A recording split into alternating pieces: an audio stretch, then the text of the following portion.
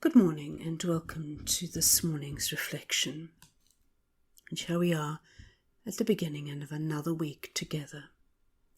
So come in and sit down. Are you comfortable? Let's take a moment just to be still, just to let the busyness of our minds settle. Just be still.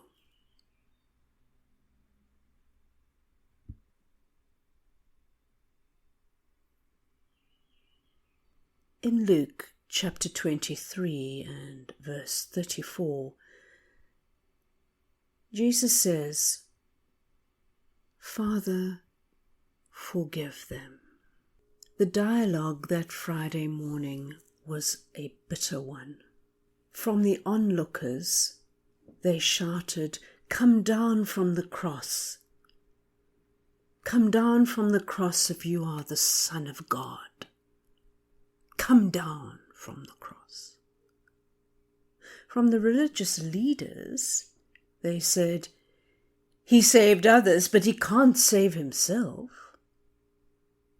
From the soldiers, "If you're the king of the Jews, save yourself." Bitter words. Words acid with sarcasm. Words hateful and irreverent. Wasn't it enough that he was being crucified?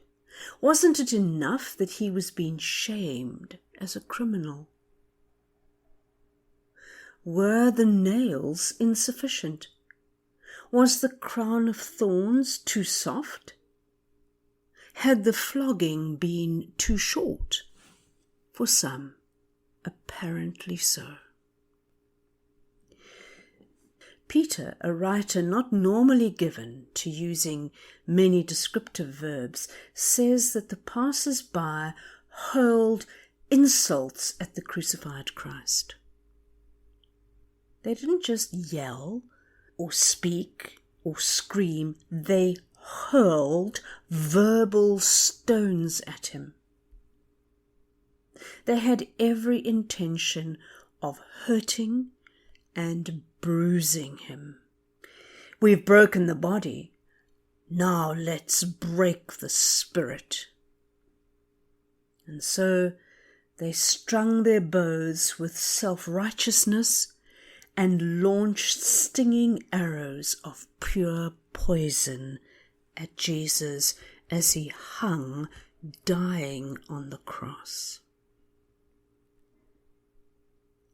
Of all the scenes around the cross, this one can anger us the most.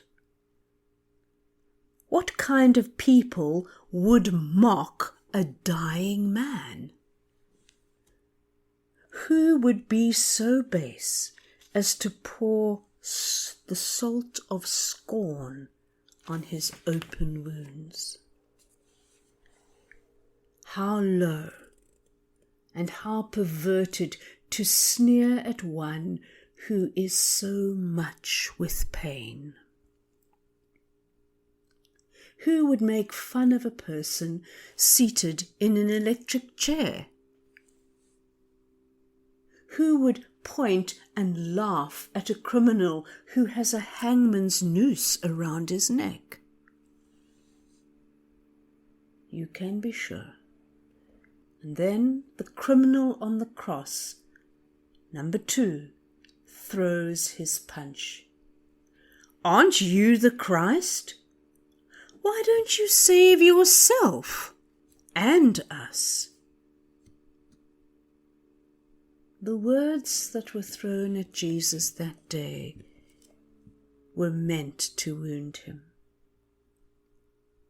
And there is nothing more painful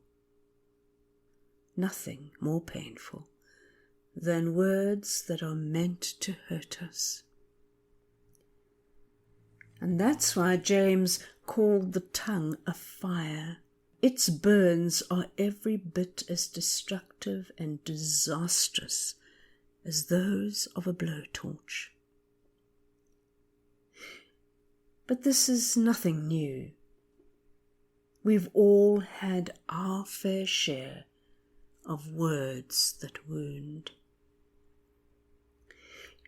I'm sure you have felt the sting of a well-aimed criticism or a well-aimed insult. Maybe you are still feeling it. Someone you love, someone you respect, throws you to the floor with a slur or a slip of the tongue. And there you lie, wounded. Perhaps the words were intended to hurt you, and perhaps they weren't. Nevertheless, the wound is deep, and the injuries are internal. Such words break your heart. They wound your pride, and they bruise your feelings. Maybe your wound is old.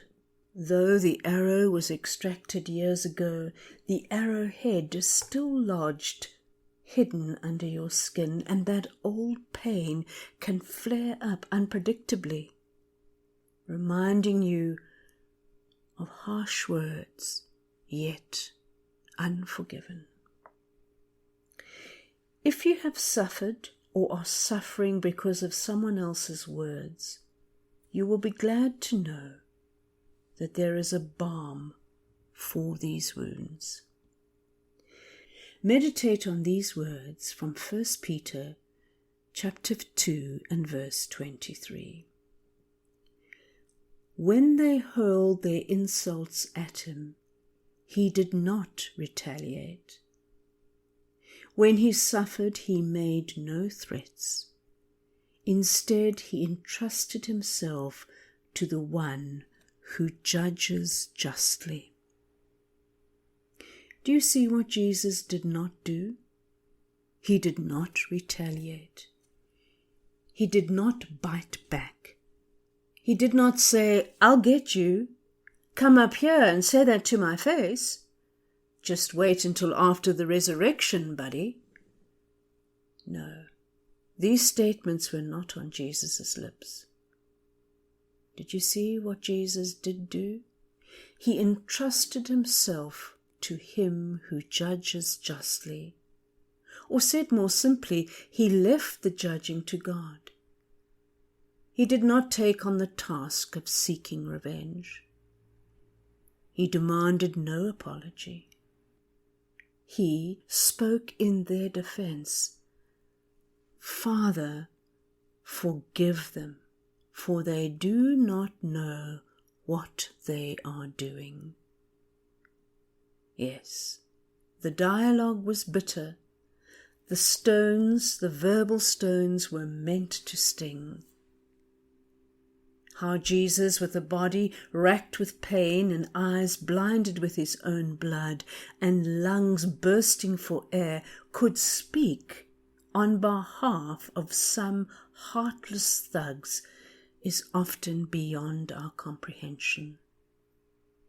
Never, never have we seen such love. If ever a person deserved a shot at revenge, Jesus did. But he didn't take it. Instead, he died for them. How could he do it? Perhaps we do not understand, but we do know that all of a sudden our wounds seem very painless. Our grudges and our hard feelings seem suddenly childish. I wonder sometimes if we don't see Jesus' love as much in the people he tolerated as in the pain he endured. May you have a blessed day today. God bless and God go with you. Amen.